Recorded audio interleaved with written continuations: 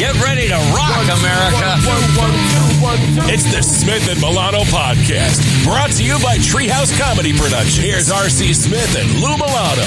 Yes, buddy. Yes. This is number 13. You know, if we were superstitious, we would be calling this episode 14. But we're not pussies, so we're going to go with 13. I'm not scared of the number. No, at all. No. At all. So we will call this episode 13. Because it is 13. I am Lou Milano. I am a Connecticut radio personality and a part-time podcaster.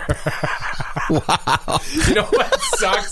Oh, wait, let's introduce you. You are R.C. Smith. I am R.C. Smith, transgender. So you shouldn't be laughing. No, you know what I am? That's not laughing. No, I'm trans fat.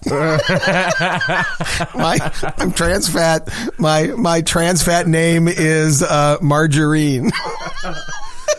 Oleo Margarine is my trans fat name. I just figured something out. What's that? I have three of the least respected jobs in America. Okay. I am a morning shock jock, right? Which it's not. You've been on my show many times. Yeah, but when people say that, when you say that you're a shock jock, I don't say that. Yeah, people think say. They think morning zoo and being anti-woman and shit like that. That's one job that's terrible. Yeah, and because of that job, it's not terrible. I love it and I'm good at it. But because of that job, they make me also blog. Okay. So I'm a blogger.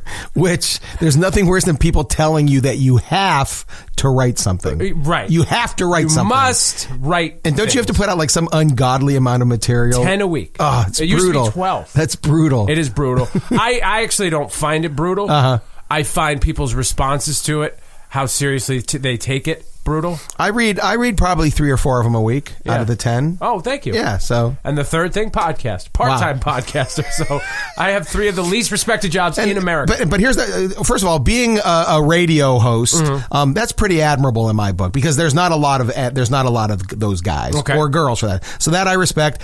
But as far as bloggers and podcasters, there's 10 million of them. Oh, yeah. Everybody who thinks that they have an axe to grind or that their point of view is so special are either bloggers or podcasters. Yeah, that's true. Yeah. The argument I've worked up in my mind against someone who is critical of my radio show, which I've never actually had because I've stopped myself short of that, realizing you are part of the problem if you engage with them. Right. But the argument that I've made up in my head, which is true, is that if you subtract out all the music and all the commercials in my radio show, it works out to almost an hour of material with no writing staff, right, and you got to produce, and you have to talk, just talk. Yeah. And it's impossible. Most people can't even talk 2 or 3 minutes, right? Let alone a whole hour. So it's actually similar to what you do. Absolutely, which is you go out there for an hour and you riff. Exactly. I just talk, and people say, "Yo, don't you have a set act?" No, I just go up and talk, and people are like, "Oh my god!" And then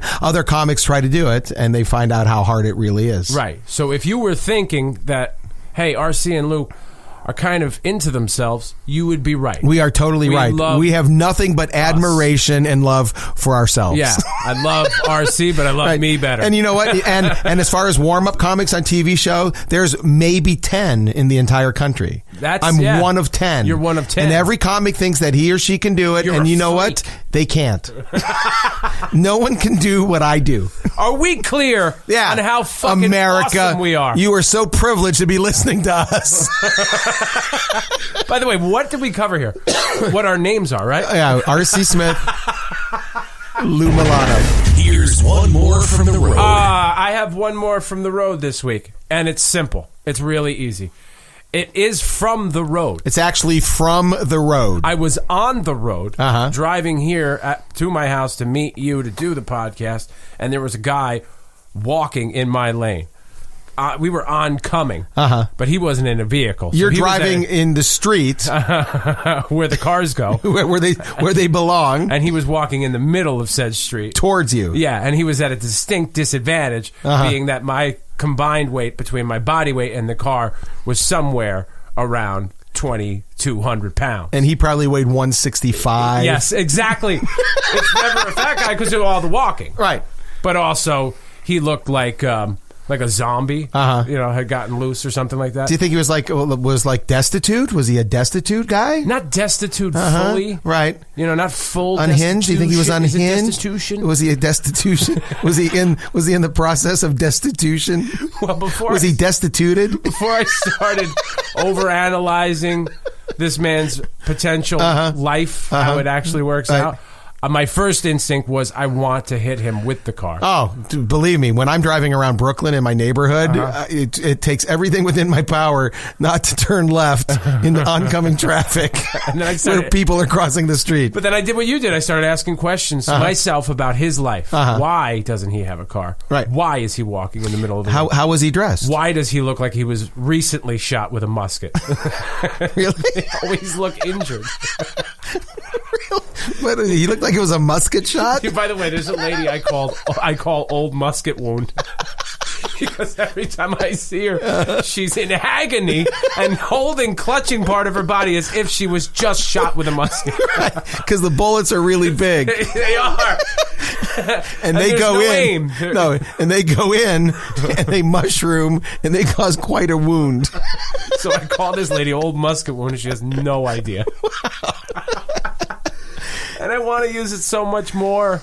It's funny that you said I drive to work from Brooklyn to the studios at ABC very early in the morning. I leave the house at like 5:45. And there's no traffic, and I can pretty much fly through across the 59th Street Bridge and up 2nd Avenue and across Central Park to get to where I have to go. 15 minutes to go from Brooklyn to the Upper West Side is unheard of. It's a new world's record every day. Okay. So I'm on 2nd Avenue in Manhattan, and I'm getting ready to turn left onto 65th Street.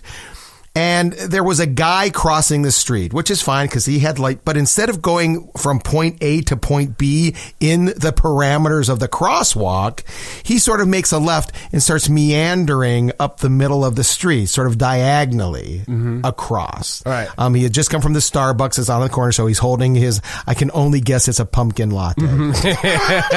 Or maybe it's the new zombie latte whatever. Or the unicorn. Whatever the sucker drink is this week. So, and he's just like walking with his little coffee, and I turn and I'm then fully on the street, and I'm going like 2 miles an hour behind him, waiting for him to eventually get to the curb, but he's meandering. So I lay on the horn, beep, and he jumps and he runs. So I speed up and I get caught at the next light. I look at my rearview mirror and I see him running up behind me. Okay. And I'm like, oh, this is going to be good because I'm in no mood. So he starts yelling. He hunches down and he's yelling in the passenger. So I roll down. I'm like, what? And he's like, you got stopped at the light. Why did you honk at me? And I went, because you crossed the street like a pussy. Wow. He had nothing to say. You can see it was like I physically knocked the coffee out of his hand. Yeah. He like sat up straight, like, oh shit. You made someone's day though. Yeah, and I said, cross the street like a fucking man. Really? And then the light turned green and I sped off on my way. You made somebody's day though, because somebody was in New York for the first time in their life. Right. And they saw you do this. Right. And they were like, wow, it's true. That's so cool. Hey, New Yorkers are assholes. They did the street yelling thing. That's the stuff we see in the movies. Yeah. We got to see it today. Yeah. So now that's my thing. So then, no lie, a couple days later we're driving and I'm with my family and there were two guys crossing the street and I honked at them and I said to my family, there it is. That's the definition, what? Of crossing the street like a pussy. Right. You don't walk diagonally up the street. You stay in the parameters of the crosswalk. And I'm not even saying wait for the light to change. You can go when you can go. All right. But stay in the crosswalk and go from curb to curb, not from curb to the middle of the curb. Well, I'm clear on it. Yeah, you got that. You got that. Got it. I don't want you yelling, screaming pussy at me in the middle of the street. I wasn't lecturing you. It sounded a little bit like one. As you can see, I take this very seriously. Yes, apparently so. 5, 4, 3, 2, 1, and liftoff. This is The Five with Smith and Milano. Houston, Atlanta, it's roll program. 5 topics, all funny shit. Here's number 1. All right, so for good reason, you and I are both Yankee fans. I skipped watching the World Series, but Yuri Gurriel in Game 3 or whatever for the Astros, he hit a home run off of Yu Darvish, who's an Asian guy, And a really good pitcher, by the way. Yeah, not that night. Terrible. No, he was bad. But he made a gesture. And I had first heard about this on the radio, listening to Sports Talk Radio, and someone says that he made a racist gesture. Right away, knowing that Yu Darvish is Asian, I knew what the gesture was. And Absolutely. I thought, my first thought was not, wow, that's so offensive. Or, I can't believe he did that. It was, wow. Remember when we used to do that all the time? When we were little kids. The gesture. That's right. Where you take your fingers and you make your eyes look thin. Yeah. Right. Not okay. No. But it's something that was just like, what was the song? No, I don't Chinese, remember. Japanese, dirty knees, look at these. Remember that? Is that what that was? Yeah. Let me try and remember this. Very offensive limerick. Right. Is it called the limerick? Did you grow up during World War II? What would you call it? There was a song. It was and you do it's Chinese, not a limerick. What would you call it? Chinese, I don't know. Japanese, dirty knees, and then someone would lift up their shirt and show their nipples and say, "Look at these." I've never did that when I was a kid. Look it up, ever. man. I know. No, because that's the last thing I need in my browser history. Now, is me just mentioning this wrong? No, because I think We that were you're. kids. No, I I think didn't you're. know. I think you're hearkening back to a more innocent time.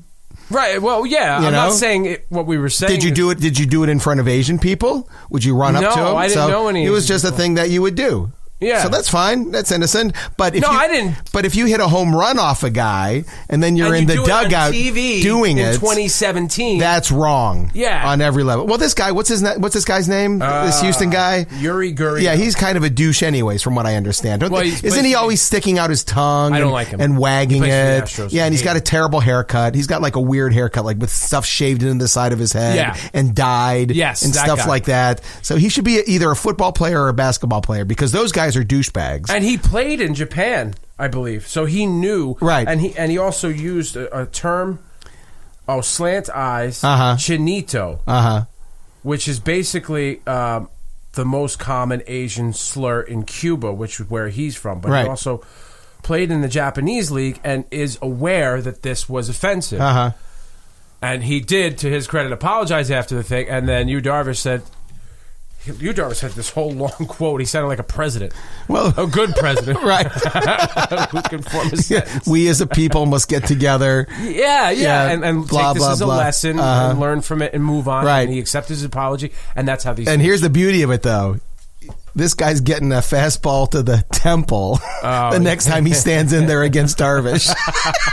Darvish going, we need to take this as a learning lesson, and then he's going to beam the shit out of the guy. That's a great thing. So that's what's going to happen. I wish that applied in life. Like somebody does you wrong, and you're just like, no, it's cool. Yeah. I'll just throw a baseball at your head at 100 miles an hour the next time I see you. That to me, that would be justified. It would fix a lot of things. It would fix a lot of things. Yeah, and it would be justified in this case. I didn't bring up that really racist little poem to be for the sake of being racist. No, I understand. Are we clear? I always feel like I got to apologize. See, but that's the world that we live in now. And provide context and then remind people of just the fact that we're doing a podcast where the sky's the limit about what we say. Yeah. There's really nothing stopping us from what we say, what we discuss. So we're kind of walking on a tightrope anyway. You know, we could fall off any moment. Our number one rule is to bring the funny. That's our number one rule. As long as we bring the funny, bring the funny, bring the funny, bring the funny, bring the funny, bring the funny. As long as we bring the funny. Does that run through your head while you're showering? Oh my God. Your teeth? Morning, noon, and night. It's a lot of pressure. It's too much fucking pressure to bring the funny. All right. But no one censors us or anything. So, and as a comic, there's always a chance that no matter what I say, it's going to piss someone off somewhere.